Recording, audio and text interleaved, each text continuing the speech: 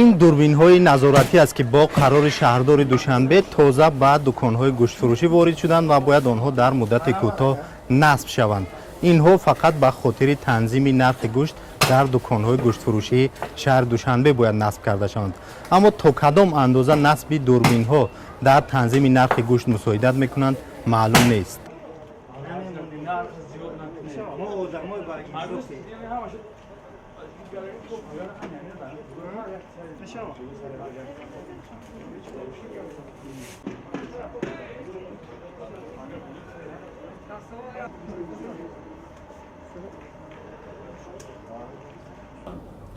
هیچ محصولات زیاد کنن، کنجاله زیاد کنن، کنجاله زیاد کنن، گوشت خودش میفروشه، کم میده در کار نزد بالا قصاب. موافقه 100%. 36 100 و قصاب ده 100% تخمی به یگان چی نداره. برای چی اگر مثلا در بعض بازارها تا 40 سون 43 سون خسته بود نه؟ اگه گفارش دمون نبود خیلی چیزا رو نه که خیلی هستن به انصافش بسیار که همه یا خیلی ممکن نیست.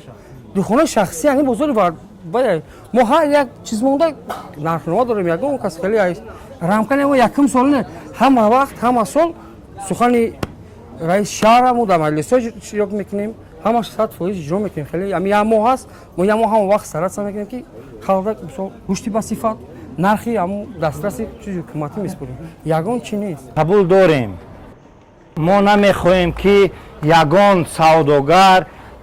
مثال یگان سوداگر یگان طلا و تاراج کند حق یک کس خورد ما طرف داریم برای چی قیمت شد مقصد که خیلی مال در بازار قیمت است اکا جان مال در بازار قیمت است خیلی ما هم مجبوریم ما هم مقصد که ما هم مهنت میکنیم که مثال تامین کنیم گوشت در بازار استعمالی هر سال هم خلای کن هر سال هم حواله هر سال هم خیلی به کنترل میمونه یا بردارن بعد دیگه بینشون سر میشه ایشالا با سوز میشه نرخا نه سوزه درجه سوزه اول دیا تا 37 برو آمده بده نه درجه سوزه همین گوشتی که با 36 تومان میفروشن صفاتش چقدر؟ اکی مثال یوشتر باشه صفتش سوزه با خیلیش مثال با گوشون پیرتره هر خیلی یک وقت سوز میغلطه یک وقت بده هر خیلی و برای مثال گفتنی هستم که در ماه‌های مای و تا فرا رسیدن ماه شریف رمضان طبق سپارش رئیس شهر بازارهای کمونالی و بازارهای خصوصی شهر دوشنبه که آنها شماره آنها در شهر 4 بازار کمونالی هست و 16 بازار خصوصی با شهر ناحیه‌های جمهوری سفری کاری داشتند و آنها زیاده از 90 شهردامه‌های تنها